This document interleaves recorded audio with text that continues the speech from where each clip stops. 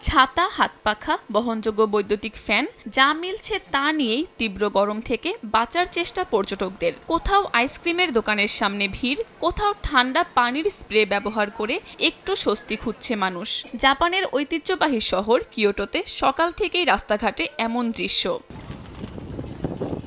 গরমে স্থবির হয়ে পড়েছে দেশটির বিভিন্ন শহরের স্বাভাবিক জীবন। তীব্র গরমে বিপাকে পড়েছেন ঘুরতে যাওয়া পর্যটকেরাও। জাপানের দুর্যোগ ব্যবস্থাপনা সংস্থা এই দাবদাহকে দুর্যোগ হিসেবে আখ্যা দিয়েছে।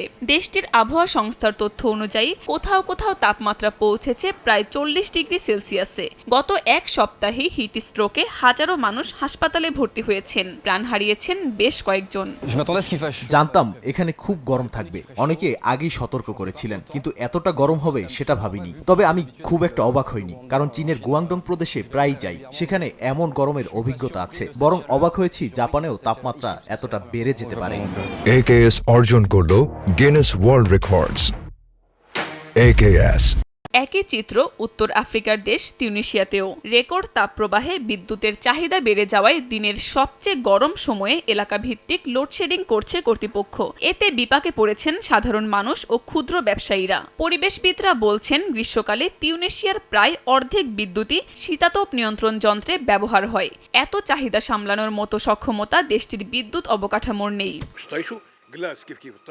বিদ্যুৎ চলে গেলে ফ্রিজের খাবার নষ্ট হয়ে যায়। নতুন করে সেই ক্ষতি পুষিয়ে নেওয়ার সামর্থ্য আমাদের নেই। মিশরেও একইভাবে জনজীবন ও অর্থনীতিতে প্রভাব ফেলছে দাবদাহ।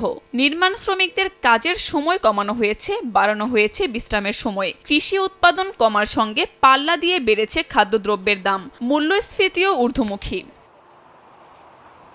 বিশেষজ্ঞরা বলছেন, জলবায়ু পরিবর্তনের কারণে দাবদাহ এখন আর ব্যতিক্রম নয়, বরং নিয়মিত বাস্তবতা হয়ে উঠছে। তাই শুধু তাপ সহ্য করাই নয়, অবকাঠামো ও জীবনযাত্রাকে নতুন এই বাস্তবতার সঙ্গে মানিয়ে নেওয়াই এখন বড় চ্যালেঞ্জ। বিশ্বজুড়ে বাড়তে থাকা তাপমাত্রা শুধু আবহাওয়ার খবর নয়, এটি এখন জনস্বাস্থ্য, বিদ্যুৎ, কৃষি ও অর্থনীতির জন্য বড় সংকেত। আর সেই সংকেত মোকাবিলায় দীর্ঘমেয়াদী প্রস্তুতির তাগিদ দিচ্ছেন বিশেষজ্ঞরা। কাকলি আখতার, সময় সংবাদ।